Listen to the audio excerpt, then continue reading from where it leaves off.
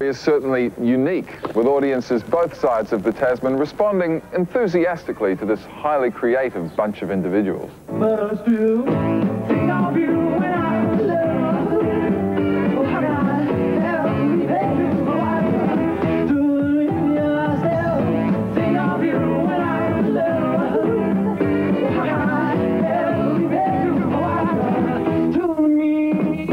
The year was 1975, and we were told by our manager then, Barry Coburn, who had been a florist previously in Christchurch and thought he was pretty good at arranging things. Oh, sorry, I always have to start with that little joke. You've probably heard all this before, but on an exchange deal with a band called Hush, who were very big here. We'd never heard of Hush. In fact, we didn't know much about the Australian scene at all. They went to New Zealand and used our roadies and truck, and we came to Australia and used their roadies and truck. But they didn't realise till they got to New Zealand that we didn't have any roadies or truck at all. And we were going to use their gear, and we got here and all their gear was broken, and we got filthy looks from their road crew and stuff, so we backed off, and we eventually found a few gigs and started to survive, but the initial stage was farce, really, pure farce. I think probably naively we saw it as a stepping stone to England. We thought, right, we're on our way to England. We always had our sights set on England and, you know, we'll go via Australia. And I mean, that's sort of what we did, I guess, but ultimately Australia seemed a much healthier place to be. You know, there was plenty of work, and I guess culturally so similar that it was easy to feel at home. And we ended up getting houses here because we started to make records here. And it sort of happened by accident. And Melbourne too was a bit of an accidental destination for us.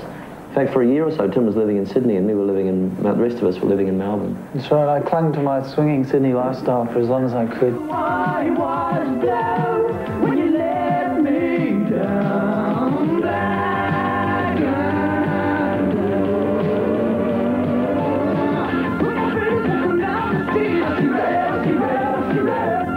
I think actually because we were so far away from where music was happening, it was almost romanticised for us too, and that's kind of good in a way.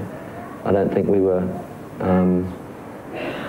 aware of the kind of grimier side of the music business when we were growing up in New Zealand, so it seemed like quite a pure thing, almost religious in a strange kind of way. I mean, one of the great things about Split Enz as a band was that it was quite a democratic sort of band, and everyone really was able to contribute on their own level, fairly unimpeded. And I sort of came a musician by default in a way. I'd started out as an artist, and so I was able to kind of carry all those interests along and, you know, be involved with film clip making, cover design, posters, graphics, all that sort of stuff, and of course the costumes.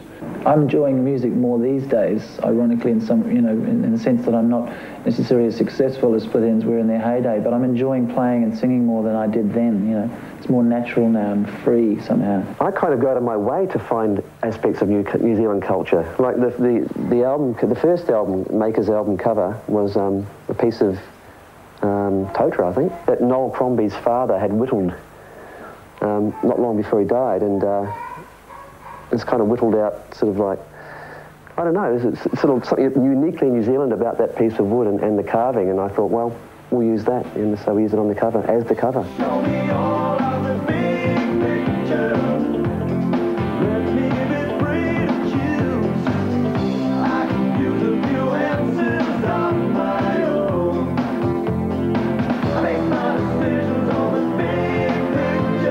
On a regular basis, artists such as Martin Phillips of the Chills are becoming major influences on the Australian scene while still maintaining a New Zealand base.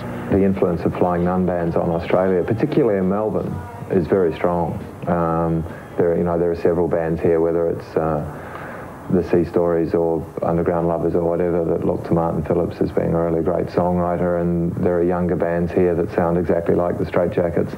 There's a lot of bands, particularly in England, but also in the States and here, starting to sound like flying nun bands, and talking about the fact that they grew up listening to the Verlaines and the Chills and so forth, and yeah, that's really unusual. I mean, and I don't think anybody really, seriously expected that to be the case. In fact, Martin Phillips from Chills, I think, said to Neil at one stage that he thought New Zealand music had its own quality, and part of that would be defined as being pastoral, has a pastoral sort of quality. Even rock music, even say the flying nun stuff, all through right into the more smoother, dancier sort of stuff. There's a kind of a quality there.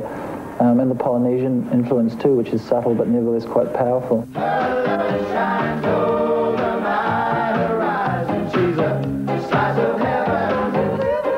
It was a real experience, having the Herbs sing on Slice of Heaven, because it's that magic thing where, if you isolate the parts and go sing your part, it sounds crazy, but you put it all together and it works.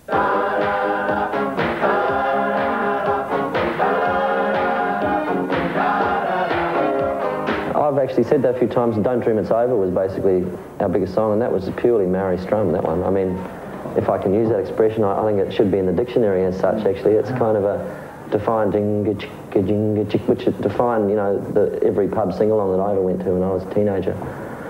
And I still use it. And it is quite distinctive, I think. I don't think you really hear that backbeat kind of thing anywhere else. For any songwriter,